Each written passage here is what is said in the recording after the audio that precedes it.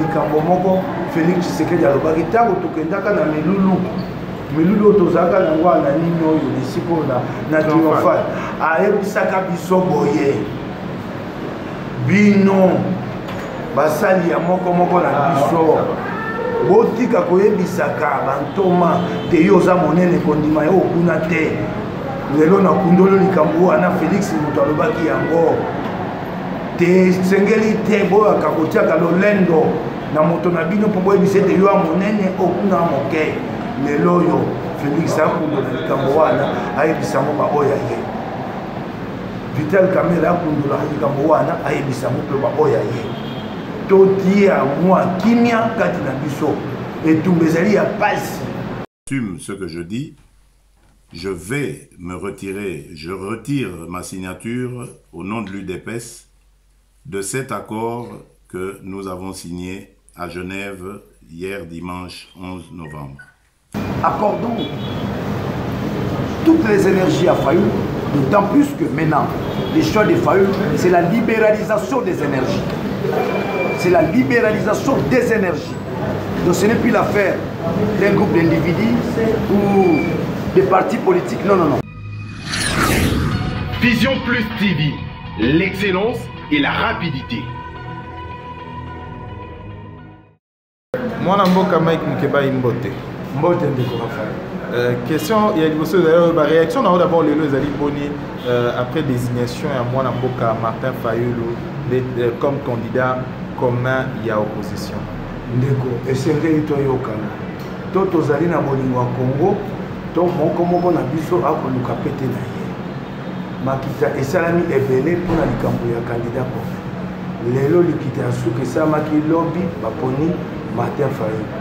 Ngai na kopesa ye maboko na ngai na kosunga ye po tolonga etumba tokendaki kuna na kombo ya moto te tokendaki mpe mpo moko aponama na kati ya mine oyo baalaki na kati ya sambo kombo ya Martin Fayoulou moto eleki Moïse Katumbi, Jean-Pierre Bemba, Félix Tshisekedi, Vital Kamerhe ye moko Martin Fayoulou, Adolphe Muzitu nani Fredi Matongulu bango nyonso bazalaki na kati ya likita wana lokasa oyo ebimi bango nyonso batie linzaka na bango to tozali na limeme ya demokrasia to tozali na yango te bato basi batie linzaka na likambo ekomi sika epai boye botie linzaka na likambo epai boye bato ya mangomba na bino babanda kotombokaka olobaka tete bakondima yango te ntango tolongwaki ya tokendeki na kombo ya nani tokende na kombo ya moto te tobi tokoki kopona candidat commun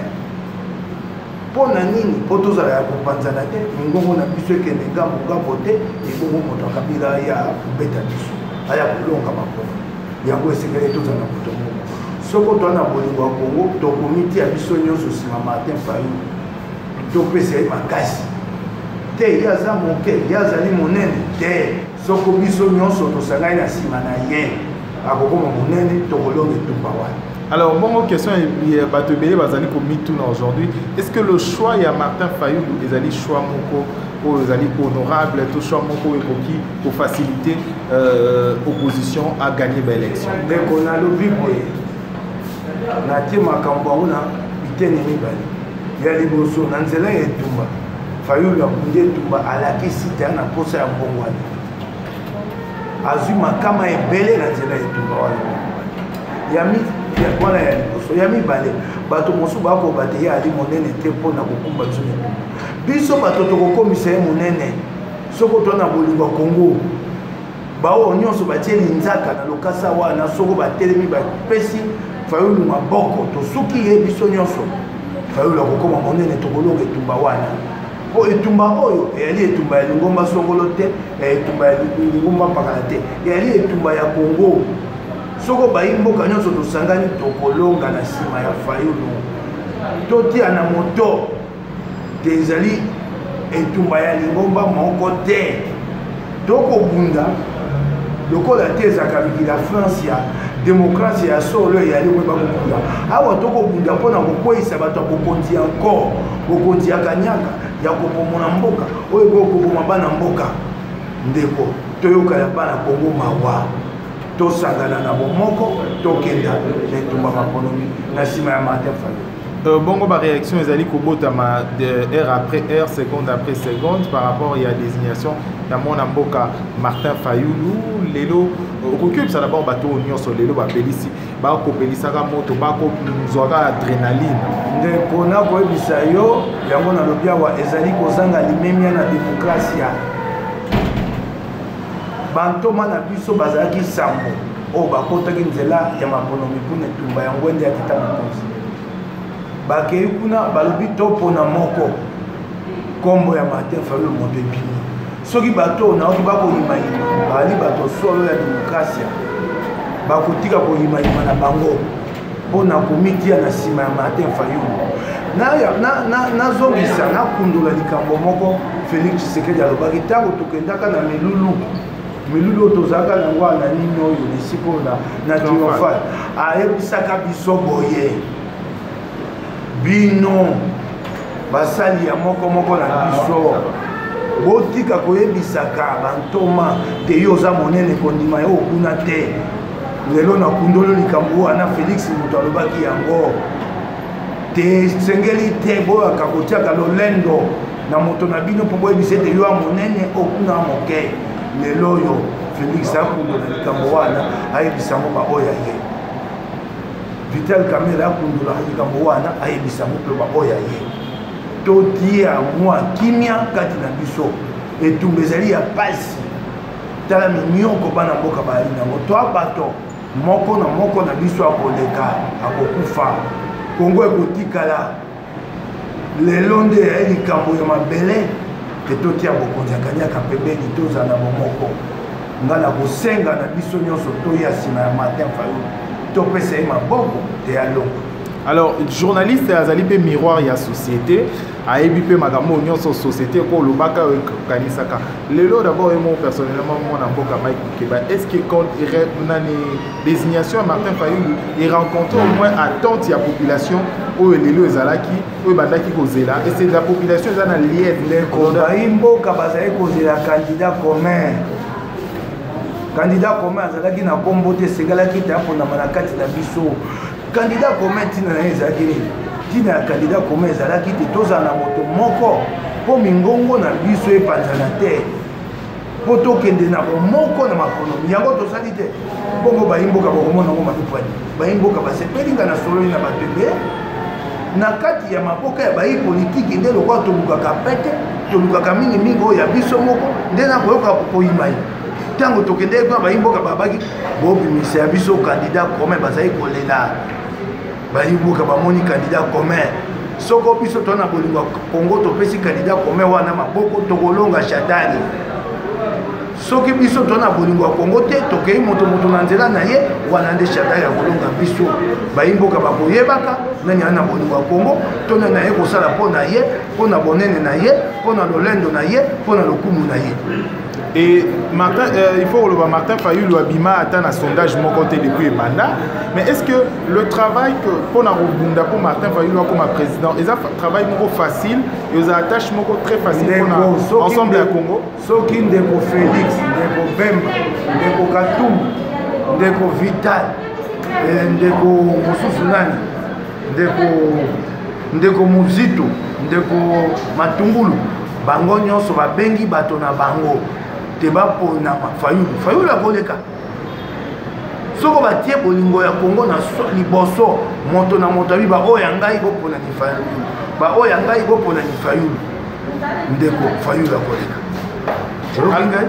Alors question asuka to eloko asuka ko senga yo okolo bela d'abord ba militant ba parti politique nini ba leader ya opposition pe nini à ce net moment ndeko nasina lobeli bango nasengi bango komikitisa tondima okufa pote Kongo esweka moko na biso andima te akufa pote Kongo esweka sekwa ya Kongo ekoleka nzela ya bomikitisi ya moko na biso lobi tokozwa elonga ntango tokozwa elonga tokosala maponomi oyo ya solo mpo ye opposant bayokani kote bayokani te soko todi bokonzi tokozonga na maponomi oyo babengaka détour ntango tokosala maponomi ya détour moto na moto akozala na kati ya maponomi soko alongi akomi tata mokonzi tokoki kotiela moke te ndeko boyokela Congo mawa boyokela bana Congo mawa.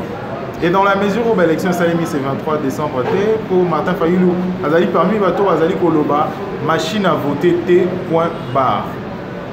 Ce qui m'a prononcé Salimi, au début, il y a un autre qui m'a prononcé Salimi, et il y a des baimbo qui m'a prononcé la capitale de la Pemben, m'a prononcé au Mataboleng et la maillette de Banda, au début, il y a un Merci, mon amboka, Mike.